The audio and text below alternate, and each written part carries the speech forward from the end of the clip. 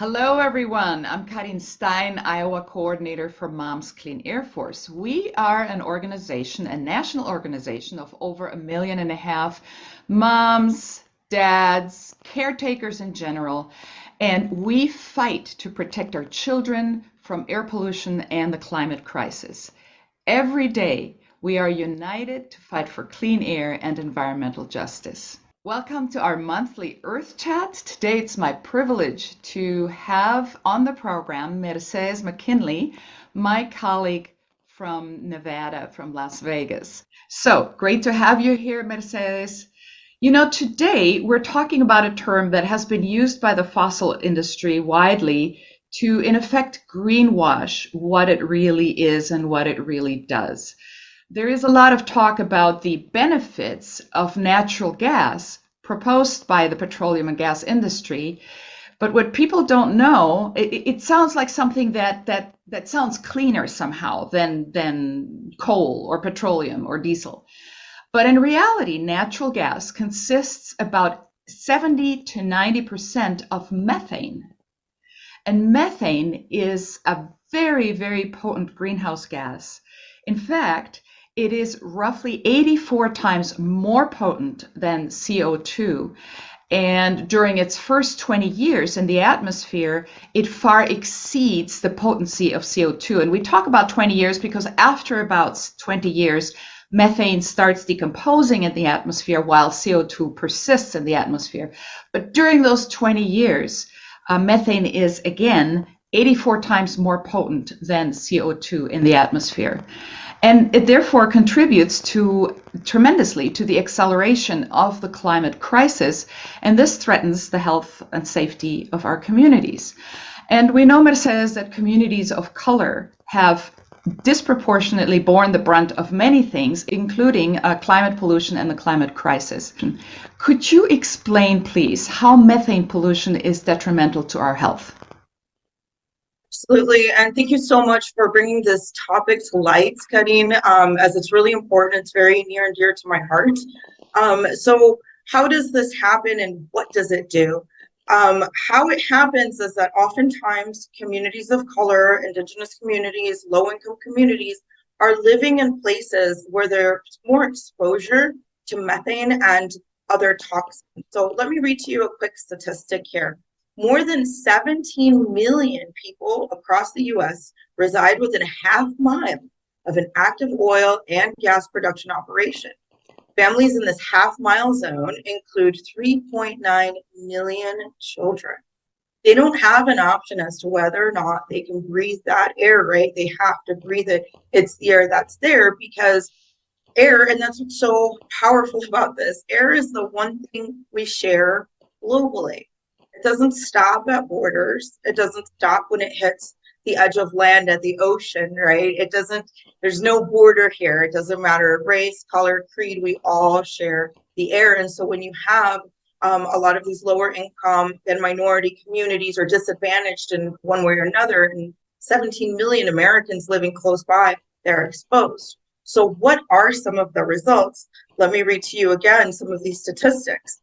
The exposure to toxic air pollutants emitted by oil and gas operations puts families at greater risks for premature birth, congenital heart defects, neural tube defects, cancer.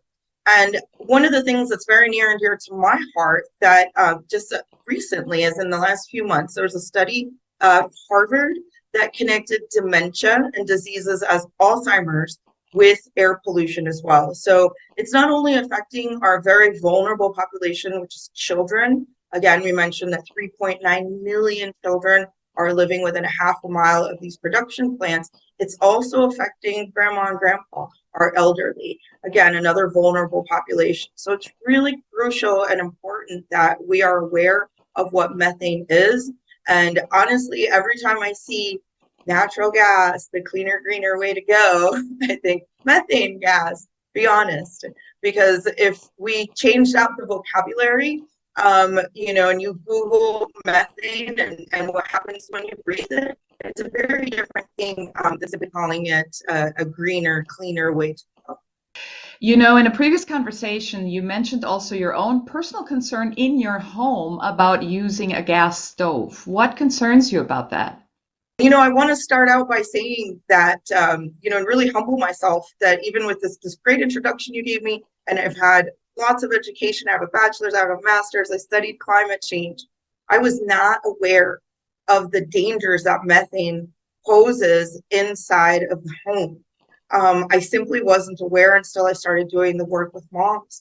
My concern is that I have a 2-year-old daughter who is growing and her lungs are developing, and children who are exposed to these fossil fuels, particularly methane, have a much higher risk of asthma. And I did not know this when I signed my lease just a few months ago, and I wasn't given a choice. And so now that my husband and I are aware, we do try to put our daughter in another room while we're cooking. If that's not an option because there's only one parent home, we open the windows or sliding doors, run the fans. We do whatever we need to do to circulate. Now, it's June in Las Vegas, so we can still kind of do that. But once July gets here in August and the temperatures are reaching 110, we won't be able to do that. And so, yes, unfortunately, I am concerned for the health and safety of my daughter because we have a methane stove and I just didn't know the dangers. And that's another reason why I'm so excited to participate in this EcoCharla, this Eco Talk, because I just think it's really important for everyone, not just moms, to be aware of the dangers that methane stoves pose inside our homes. So, Mercedes, considering all those facts about methane, what can we do? Thank you, Karin. And that's a great question because we do need to do something, right? I want everyone to consider that this human-caused methane emissions is responsible, well, it helps drive over a quarter of the current climate change we're experiencing in the world today. So taking action is important. The first thing I'd like to talk about is taking action through the EPA. The U.S. Environmental Protection Agency currently is working to finalize some standards to cut that methane pollution and other harmful pollutions from new and existing gas and oil operations. So again, having tighter rules to control what is happening. Now, this rule is receiving a lot of support from different environmental justice communities, indigenous tribes, NGOs, businesses, different state and local governments, and even some of the oil and gas companies themselves who have committed to reducing their own footprint or their own emissions. Moms Clean Air Force and other advocates are asking the EPA to finalize this rule by the end of summer.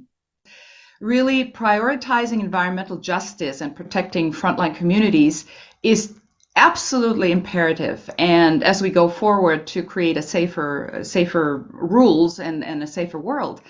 And since frontline communities have historically borne just all these difficulties disproportionately, as we go forward, it's really important that impacted communities, that environmental justice leaders, and that the general public be consulted and informed so that we can influence, because sometimes we're the ones who have the information about something and the EPA might not. They cannot possibly know what goes on in every neighborhood. So it's important for local communities, impacted communities, environmental justice leaders and such to be a part of this process as rules are improved. And because everybody has the right to breathe clean air, starting with our youngest who cannot speak for themselves, but whose lungs are so vulnerable because they're developing. Children breathe faster, their organs are developing, and we as adults must speak up for them.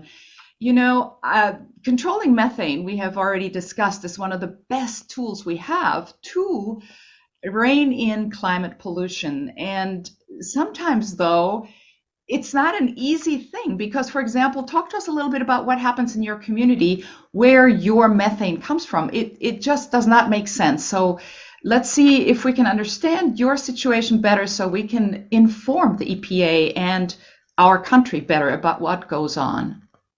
Absolutely. Thank you, Karin. And so I did mention earlier, that I live with a methane gas stove, but I'm a renter and I have an apartment. And so unfortunately, I'm not able to use some of the programs that the federal government has put out right now.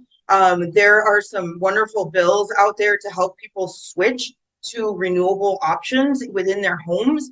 I unfortunately don't have that choice. I'm forced to use the gas provided to me by my gas company. And it's fascinating because we don't even produce it.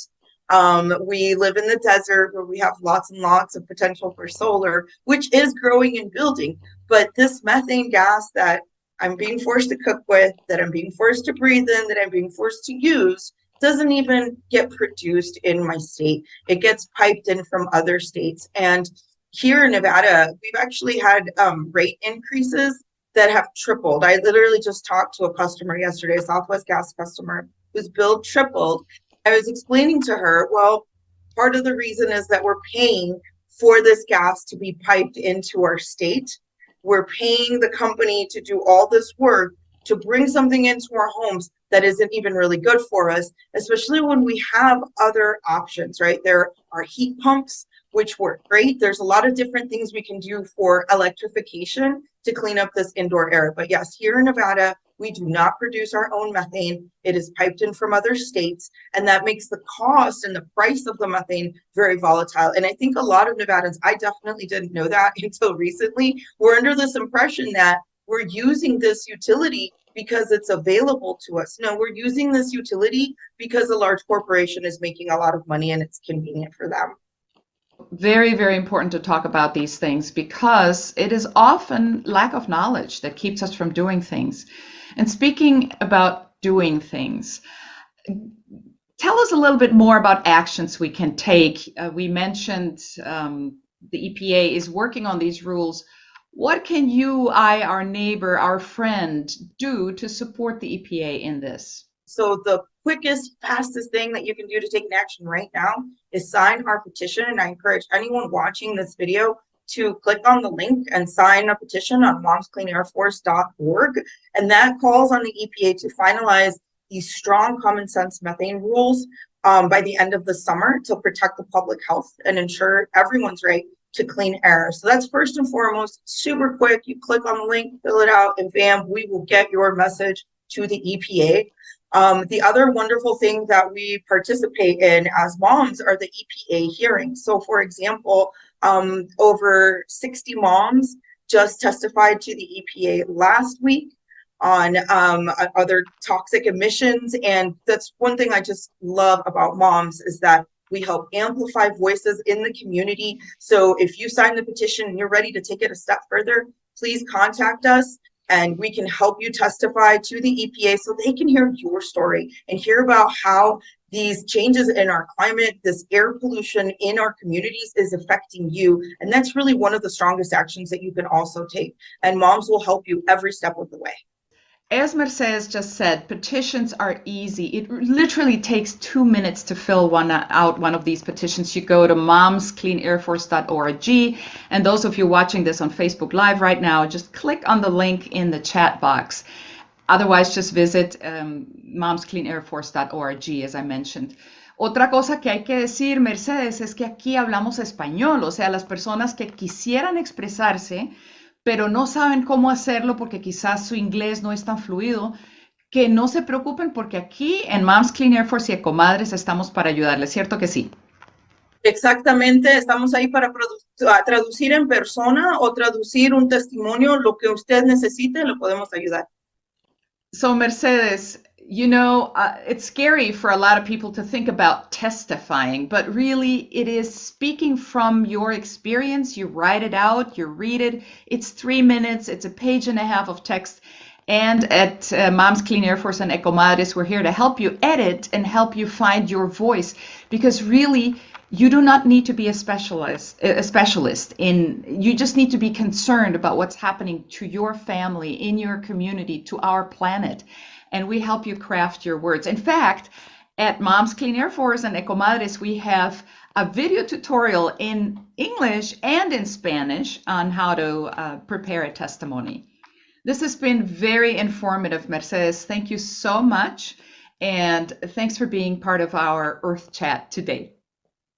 Thank you so much, Karin. I hope all of our viewers learned something. Again, if you have any questions, comments, concerns, you sign that petition and you need more, please feel free to contact us, reach out, follow us on Facebook and on Twitter. We're here to serve you. I want clean air, water. water, save our climate, save our earth.